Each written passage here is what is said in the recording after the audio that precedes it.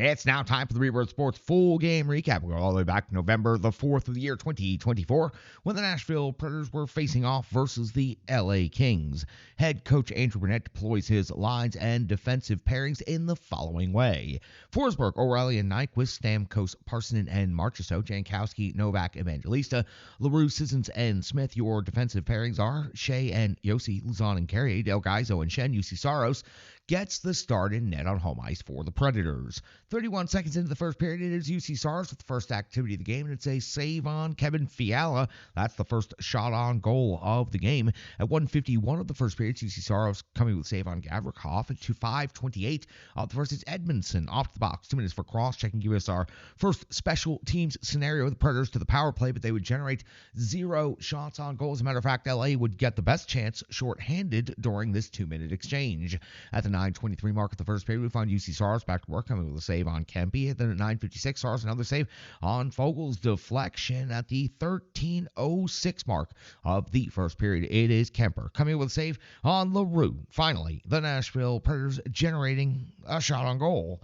It is then 13:24, just seconds after the Predators generate that shot on goal. It's Anze Kopitar, who we spent a lot of time talking about in the last episode, scoring his 5th goal of the season below the goal line, banks it off of UC Saros and into the net. Legitimately a trick shot in this scenario, a little bit different than what we saw the other night against Colorado, but Anze Kopitar's 5th goal of the season puts the LA Kings on the board and gives them a 1-0 lead in the first. 13:46 of the first period, so just seconds after Kopitar scores that goal, Jankowski's off the box, 2 minutes for slashing. UC Saros comes with a save on Lafreniere. The Nashville Predators penalty kill, second best in the NHL, is able to hold in this situation. 16:06 of the first period, Saros comes with a save on Lewis. At 17:27, Kemper comes up with a save on LaRue. And at 19:15, Kemper comes up with another save on LaRue. By far the best chance of the period for the Nashville Predators, coming in the final minute of the period, and all of the chances in the first period for the Predators seeming to come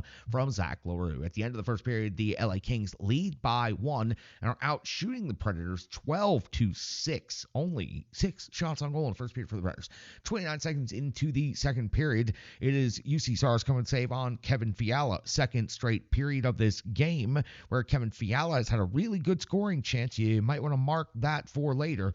1:11 of the second period, Kemper comes up with a save on Sissons. Strong scoring chance right here by the Nashville Predators. At the 3:07 mark, Kemper comes up with a save on Yossi, and for the first time in this game, the Predators seem to have a little bit of offense going. The 4:19 mark of the second period, UC Saros coming with a save on Fogel. At 4:47 now of the second period. Really interesting play right here. Saros comes up with a save on Byfield. The rebound trickles to the goal line and was absolutely going to go in, but then Del Gaizo gets there just in time, clears it off of the goal line and out of harm's way. So again, a second game in a row where UC Saros gets some support from one of the Predator skaters, pulling a puck off of the goal line. Great job by Mark Del Gaizo right here. Now, things start to get interesting in the second period right here. 6:36 now of the second period. It's Shen versus Jeannot. That's right, Tanner Jeannot back in the house and doing what Predators fans remember him doing quite well. Getting beat up.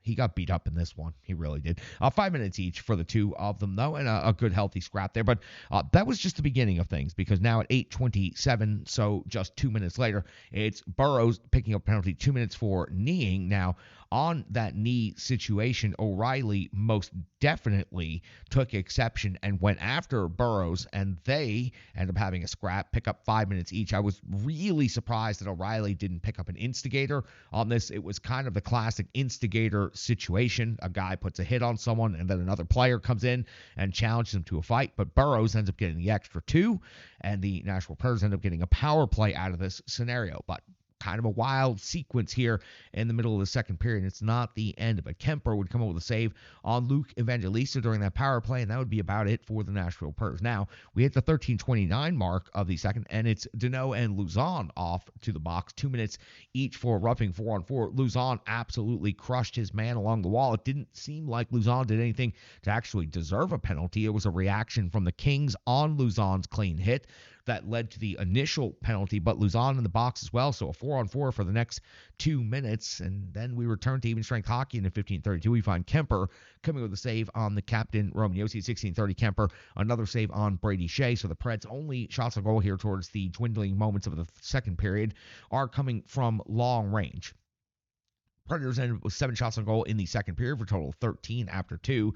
The Kings only 3 shots on goal in the second period, and all of them coming quite early in the period, in the first 4:47. So the Predators, a much more competitive second period and a very physical second period, one of the more physical periods we've seen all season long. Now, clean sheet third period, 35 seconds in, and the trend from the first and the second period continues as Kevin Fiala on the first period is off and running, and he's picking up his 6th goal. Did not convert at 31 seconds of the first, did not convert 29 seconds of the second, but does convert at 35 seconds of the third. His 6th goal of the season was a rebound put back, and the LA Kings take a 2-0 lead in this game at Bridgestone Arena. At the 1:14 mark of the third period, Tommy Novak off to the box, 2 minutes for hooking. UC Saros comes up with a save on Fogle. Preds PK does a good job of holding. Saros comes up with a save on Byfield at 5:43. It's 7:53.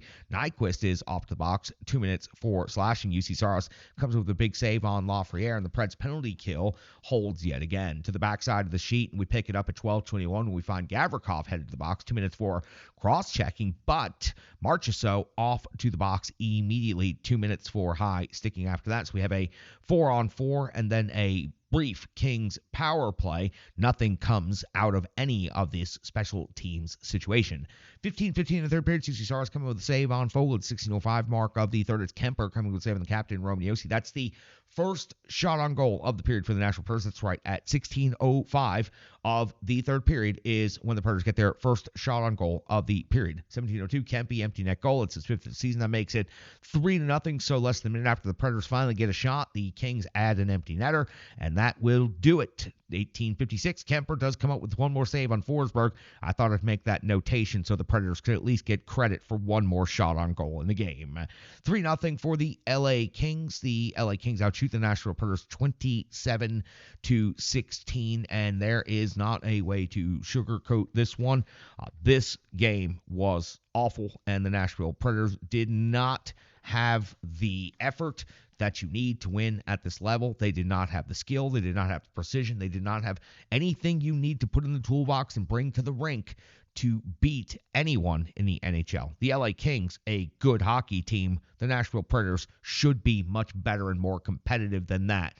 The Kings got 2 easy points against this Predators team last night. That's going to do it for the Rebirth Sports full game recap. I wonder which direction the analysis portion of things is going to go. Find out next, right here on the Renegades of Puck podcast.